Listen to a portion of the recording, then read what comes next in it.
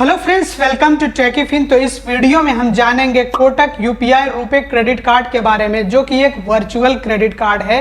Virtual credit card तो आप लोग जानते ही होंगे। डिजिटल क्रेडिट कार्ड मतलब कि सिर्फ आपके मोबाइल फ़ोन में दिखेगा, लेकिन कोई फिजिकल क्रेडिट कार्ड आपको नहीं मिलेगा। तो जानेंगे इसी Kotak UPI RuPay credit card के बारे में कि इस क्रेडिट कार्ड के क्या फीचर्स हैं, इस क्रेडिट कार्ड में हमें क्या बेनिफिट्स मिलते हैं, ये क्रेडिट कार्ड हमें कैसे मिल सकता है, कौन लोग ये क्रेडिट कार्ड ले सकते हैं, किन लोगों को ये क्रेडिट कार्ड मिल सकता है, और इस क्रेडिट कार्ड को अप्लाई करने के लिए एलिजिबिलिटी क्राइटेरिया क्या है, और इस क्रेडिट कार्ड के फीस और चार्जेस क्या हैं। तो आप लोगों को इस वीडियो से Kotak UPI RuPay credit card के बारे में पूरी जानकारी मिल जाने वाली है।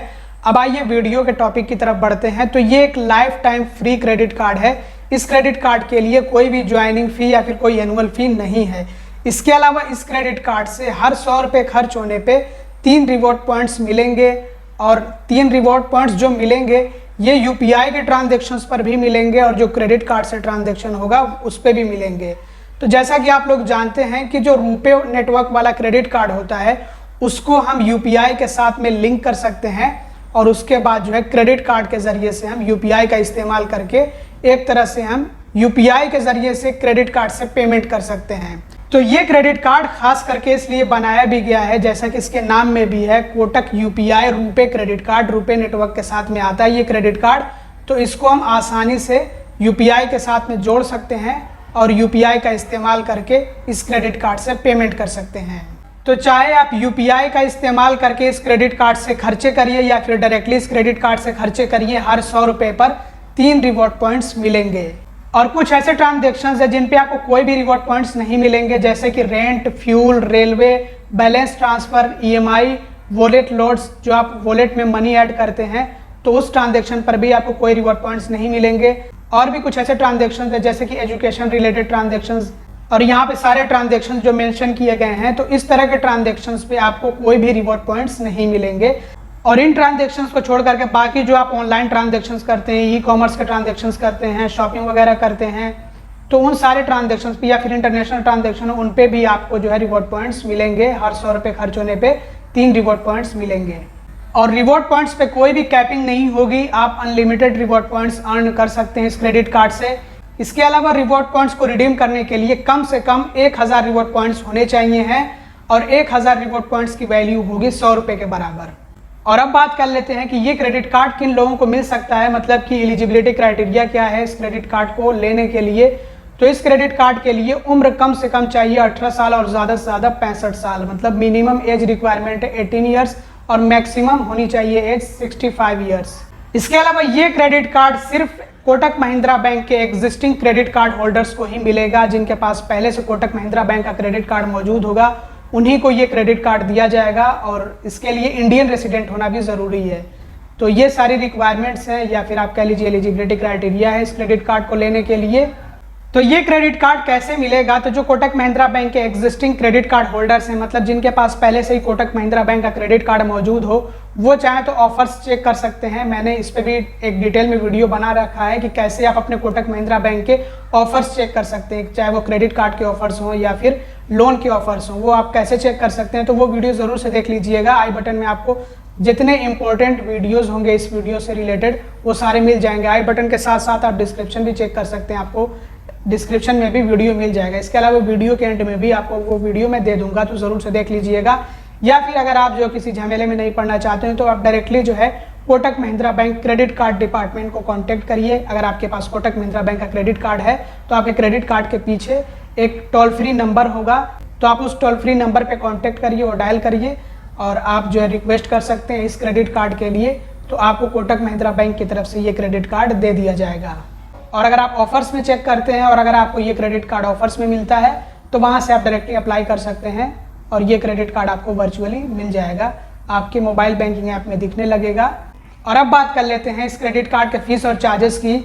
तो ये credit card life time free है। इस क्रेडिट कार्ड की कोई ज्वाइनिंग फ़ी या फिर कोई एनुअल फ़ी नहीं है। इसके अलावा बात करें अगर इंटरेस्ट चार्ज की कि कितना इंटरेस्ट चार्ज लिया जाएगा अगर हम इस क्रेडिट कार्ड के बिल का पेमेंट इंटरेस्ट फ्री पीरियड के अंदर ना करें, तो ऐसे में 3.5% पर मंथ इंटरेस्ट चार्ज होगा, और पर एनम यानी कि सालाना 42% मतलब कि 42% होगा। और मंथली आपको मैंने बता दिया, मतलब कि मासिक जो है इंटरेस्ट चार्ज 3.5% होगा अगर आप क्रेडिट कार्ड के बिल का पेमेंट इंटरेस्ट फ्री पीरियड के अंदर नहीं करते हैं तब, जो कि 48 दिनों का होता है कोटक महिंद्रा बैंक के क्रेडिट कार्ड का इंटरेस्ट फ्री पीरियड। हाँ, और ये याद रखिए कि अगर आप इंटरेस्ट फ्री पीरियड के अंदर अपने क्रेडिट कार्ड के बिल का पेमेंट कर देते हैं तो कोई आपसे इंटरेस्ट चार्ज नहीं लिया जाता है। लेट पेमेंट चार्जेस के बारे में बात करें तो ये लेट पेमेंट चार्ज भी तभी लिया जाता है जब क्रेडिट कार्ड के बिल का पेमेंट इंटरेस्ट फ्री पीरियड के अंदर न किया जाए तो लेट पेमेंट चार्ज लिया जाता है। और ये डिसाइड किया जाता है, मतलब ये डिपेंड करता है कि जो ओवर ड्यू अमाउंट है वो कितना है, मतलब कि जो आपके क्रेडिट कार्ड का बिल है जो कि बकाया है, जिसका आपने पेमेंट नहीं किया है और इंटरेस्ट फ्री पीरियड गुजर चुका है, तो वो अमाउंट कितना है उस पर डिपेंड करता है। तो ये 100 रुपये से लेकर के 1200 रुपये तक हो सकता है लेट पेमेंट चार्ज। और आप अपनी स्क्रीन पर देख सकते हैं कि कितने ओवर ड्यू अमाउंट पे कितना आपसे लेट पेमेंट चार्ज लिया जाएगा। ओवर लिमिट चार्ज है 500 रुपये अगर आप इस क्रेडिट कार्ड से लिमिट से ज़्यादा खर्च कर देते हैं। जितनी आपको क्रेडिट लिमिट दी गई है अगर आप उस लिमिट से ज़्यादा खर्च कर देंगे तो आपको 500 रुपये का चार्ज देना होगा। चेक बाउंस होने पर 2% का चार्ज लिया जाएगा, लेकिन इसमें भी कम से कम चार्ज होगा 500 रुपये। तो अगर आपके दिमाग में ये सवाल है कि चेक बाउंस होने पे कैसा चार्ज, तो देखिए कभी कभी को हम अपने क्रेडिट कार्ड के बिल का पेमेंट चेक से भी करते हैं। तो अगर हम चेक से अपने क्रेडिट कार्ड के बिल का पेमेंट करें लेकिन चेक हमारा बाउंस हो गया और हमारे क्रेडिट कार्ड के बिल का पेमेंट नहीं हो पाया तो ऐसे में हमसे चार्ज लिया जाएगा क्रेडिट कार्ड की तरफ से, क्रेडिट कार्ड बैंक की तरफ से या फिर आपका ये क्रेडिट कार्ड कंपनी की तरफ से, जो कि होगा 2% of the credit card bill payment amount. या फिर क्रेडिट कार्ड का जो पेमेंट आप कर रहे हैं, जितना आप पेमेंट कर रहे हैं अपने क्रेडिट कार्ड का, उसी के 2% आपसे ये चार्ज लिया जाएगा। लेकिन अगर ये 2% 500 रुपये से कम आए, मतलब कि पहले तो कैलकुलेट किया जाएगा कि 2% जो है कितना अमाउंट आ रहा है, अगर 500 रुपये से कम हो तो आपसे जो है कम से कम 500 रुपये का चार्ज लिया जाएगा। और इसी तरह से ऑटो डेबिट फेल होने पे, डिसऑनर होने पे, ऑटो डेबिट का मतलब होता है कि आपके क्रेडिट कार्ड का बिल जो है वो आपके बैंक अकाउंट से ऑटोमेटिकली ही पे हो जाएगा, आपको मैनुअली पेमेंट करने की ज़रूरत नहीं होगी। और वो भी लास्ट डेट, ड्यू डेट से पहले पहले ही आपके बैंक अकाउंट से आपके क्रेडिट कार्ड का बिल अपने आप ही पे कर दिया जाता है। अगर आप ऑटो डेबिट को इनेबल करते हैं, इसको ऑटो पेमेंट भी बोलते हैं, इसको इनेबल करके रखते हैं तो। लेकिन अगर यही पेमेंट जो ऑटो डेबिट पेमेंट है ये फेल हो जाए किसी वजह से, जैसे कि अगर आपके बैंक अकाउंट में इतना बैलेंस ही ना हो कि आपके क्रेडिट कार्ड के बिल का पूरा पेमेंट हो सके, तो ऐसे में ऑटो डेबिट फेल हो जाएगा, रिटर्न हो जाएगा या फिर आप कह सकते हैं डिसऑनर हो जाएगा। तो जिसकी वजह से आपको चार्ज देना होगा जो कि होगा 2% of the credit card bill payment amount. मतलब जो आपके क्रेडिट कार्ड के बिल पेमेंट का अमाउंट है उसी के 2% ये आपसे चार्ज लिया जाएगा। लेकिन यहाँ पर भी चार्ज होगा कम से कम 450 रुपये। फॉरेन करेंसी मार्कअप फी, मतलब अगर आप इस क्रेडिट कार्ड से किसी फॉरेन करेंसी में ट्रांजैक्शन करते हैं तो आपसे चार्ज लिया जाता है जो कि होगा 3.5% ऑफ द पेमेंट अमाउंट या फिर transaction amount.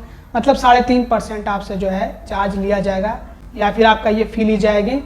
Railway surcharge waiver या फिर फ्यूल सरचार्ज वेवर आपको इस क्रेडिट कार्ड पे नहीं मिलेगा क्योंकि अप्लीकेबल नहीं है इस क्रेडिट कार्ड पे। कैश पेमेंट करने पर 100 रुपये का चार्ज लिया जाएगा अगर आप इस क्रेडिट कार्ड के बिल का पेमेंट कैश मोड से करते हैं, मतलब कैश ले जाकर के ब्रांच से इस क्रेडिट कार्ड का पेमेंट करते हैं, तो ऐसे में आपसे 100 रुपये की फ़ी ली जाएगी। तो इसलिए बेहतर है कि आप इस क्रेडिट कार्ड के बिल का पेमेंट या फिर किसी भी क्रेडिट कार्ड के बिल का पेमेंट ऑनलाइन खुद से ही करें, जिस पे आपसे कोई भी फ़ी या चार्ज नहीं लिया जाता है। इस क्रेडिट कार्ड को रिप्लेस या फिर री इशू कराने का कोई चार्ज नहीं है, फ्री है ये, क्योंकि ये life time free credit card है एक तो, और ये वर्चुअल क्रेडिट कार्ड है तो आपको रिप्लेस करके फ्री में दे दिया जाएगा।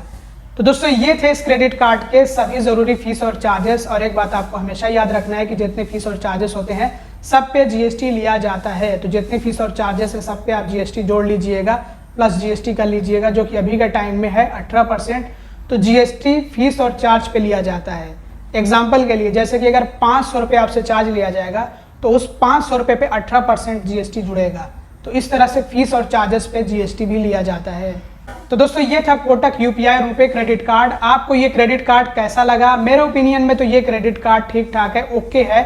आपको ये क्रेडिट कार्ड कैसा लगा कमेंट करके ज़रूर बताइएगा, क्योंकि एक life time free credit card है तो इसलिए इस क्रेडिट कार्ड को लेने में कोई नुकसान तो नहीं है मेरे ख्याल से। अगर आप इसका इस्तेमाल नहीं भी करेंगे तो इसकी कोई आपको एनुअल फ़ी तो नहीं देनी है या फिर कोई ज्वाइनिंग फ़ी तो नहीं देनी होगी।